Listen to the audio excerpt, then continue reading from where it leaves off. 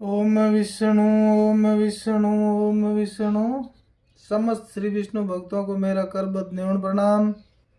बंधुओं, आज अपन श्री गुरु जम्बेश्वर भगवान की अमृत वाणी के 83वें नंबर शब्द का भावार्थ सुनेंगे। ध्यानपूर्वक सुनिए। एक समय समराथल पर जाट, जोगी, सन्यासी सभी तरह के लोग एकत्रित हुए तथा ज्ञान चर्चा की बात चलाई। तब उनमें से कोई एक व्यक्ति कहने लगा कि हमारे समान और कोई ज्ञानी किसी के पास ज्ञान हो भी नहीं सकता।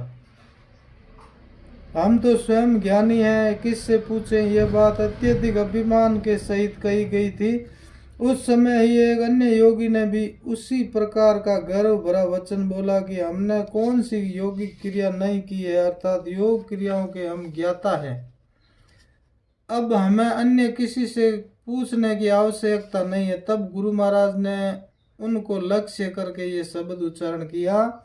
ओम जो नर घोड़े चढ़े पाग न बांधे, ताकि करनी कोण विचारों, सुचियारा हो सी आय मिल सी करड़ा दो जग खारों, जीवतड़े को रिजक न मेटू, मुआ पर हत सारूं, हाथन धोए पग न पखाले, नहीं सुधी बुद्धि की वारू, मैं पर हाजासू कोले जे कियो लियो, नार सिंह नार काजू, जुग अनंत अनंत बरत्या में शून्य मंडल का राजू।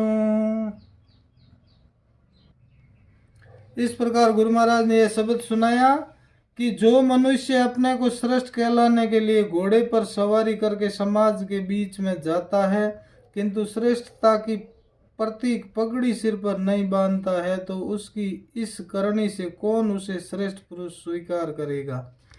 घोड़े पर तो सवारी करना चाहता है, किंतु नंगे सिर जाना अच्छा नहीं माना जाता। इसीलिए यदि कोई ऐसा करता है तो उसकी यह नादानी ही होगी, बहुत ही बड़ी भूल होगी।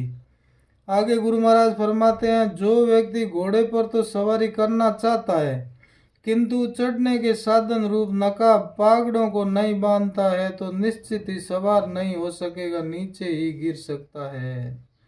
ऐसे पुरुष की करनी पर क्या विचार किया जाए। यह तो महान मूर्खता ही होगी। जान करके भूल करेगा तो गिरेगा भी अवश्य ही। वह व्यक्ति किसी की भी सीख भी नहीं स्वीकार कर सकता कि ऐसे व्यक्ति का जीवन कार्य कल्प तो चिंतनीय ही है। जो साधक व्यक्ति मन रूपी घोड़े पर सवार तो होना चाहता है, किंतु वैराग्य अभ्यास रूपी दोनों रकाबों को नहीं अपनाता, तो फिर सवारी की बात ही करना व्यर्थ है। श्रीमद् भागवत गीता में भी बताया गया है कि अभ्यास तथा वैराग्य रूपी दो उपागड़ों से ही मन रूपी घोड़े पर सवारी की जा सकती है। इस घोड़े पर सवारी करना साधक के लिए अति आवश्यक है, क्योंकि अब तक तो यह मन ही घोड़े की तरह चंचल रहा है, आपकी पकड़ में नहीं आ सका है। इसी मन ने ही आपके ऊपर चढ़कर सदा ही आपको नचाया है। हम सभी लोग मन की वृत्ति के सारूप्य ही हो जाते हैं। जो जैसा नचाए, वो जैसा नचाए वैसा ही नाचते आए हैं। अब हमें इससे उल्टा मन को अपनी इच्छा अनुसार चलाना है। यह तभी हो सकता है जब हम सब घोड़े पर सवारी कर लें, इस मन रूपी घोड़े पर सवारी कर लें। यही शांति का सत्य मार्ग है। यदि कोई साधक इस मार्ग को नहीं अपनाता है तो उसकी करनी विचारणीय ही है। गुरु महाराज आगे फरमाते हैं, जो व्यक्ति इस मन रूपी घोड़े पर सवार होना चाहेगा वह तो पवित्रता, नम्रता, सहनशीलता को धारण करके सतगुरु के पास आकर मिलेगा।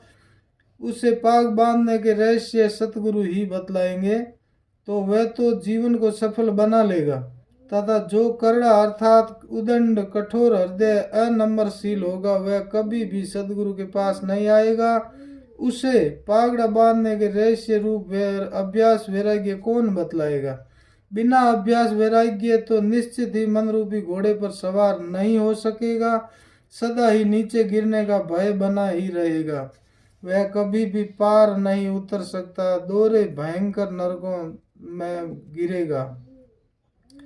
गुरु महाराज जम्बेश्वर जी फरमाते हैं कि मैं किसी के जीवन में दखल नहीं देना चाहता। जैसा भी अच्छा या बुरा है उसे जीने की पूर्ण स्वतंत्रता है। अपने कर्मानुसार अच्छे या बुरे फल भोगता है, किंतु मृत्यु के बाद वह स्वतंत्र नहीं रहता है।